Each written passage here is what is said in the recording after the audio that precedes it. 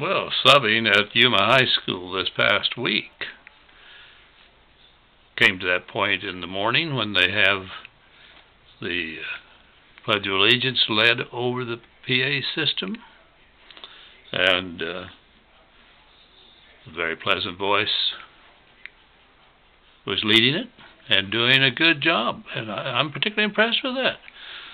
Why, in some of the schools, the person that's been chosen to do it, and I often don't know who it is, just kind of rattles it off.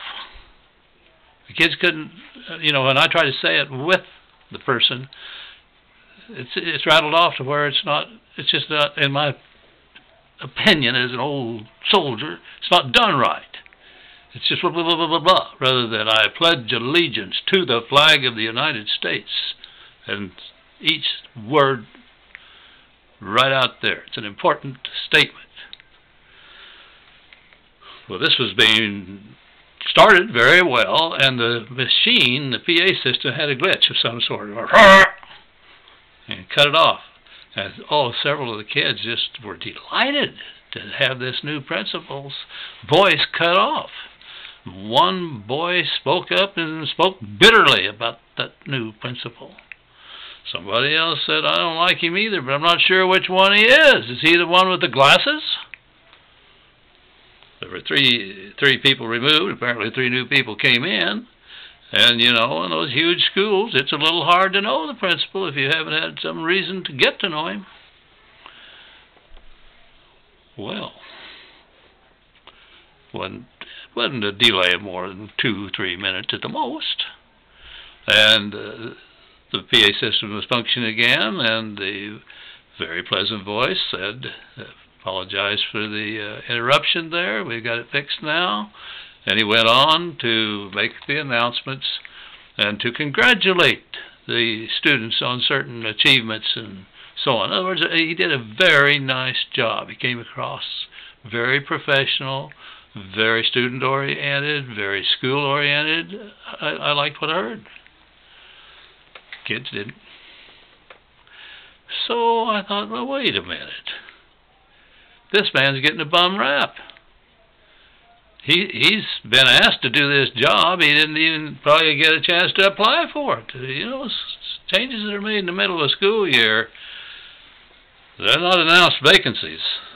The powers that be, the school board, the superintendent and the school board. In other words, I'm not sure who initiated this, but I can guarantee you that whoever initiated it, if the school board initiated it, they made sure that the superintendent was on board. If the superintendent initiated it, she made very sure that the school board was on board. This is a delicate matter. So after the principal had finished his remarks, I said, kids, listen. I want you to know that I was a superintendent for 21 years, and I've been hired by boards and fired by boards. And I was a superintendent. And the politics of situations can change, and all of a sudden you can be a good guy, and all of a sudden you're a bad guy. And I can guarantee you one thing. Your new principal didn't have one thing to do with the decision to remove your former principal. That move was made at the school board superintendent level with, hard to tell, since they're not saying anything, hard to tell whether the initiation of it came from the school administration with the board endorsing it, or if it came from the school board with the superintendent saying, well, yes, you're right. But in any event, your new principal had nothing to do with this. He didn't have anything to do with Mr. Pollack leaving. He didn't have anything to do with getting the job. He was told, this is your job. So give him a break. Give him a break. He deserves it. Well,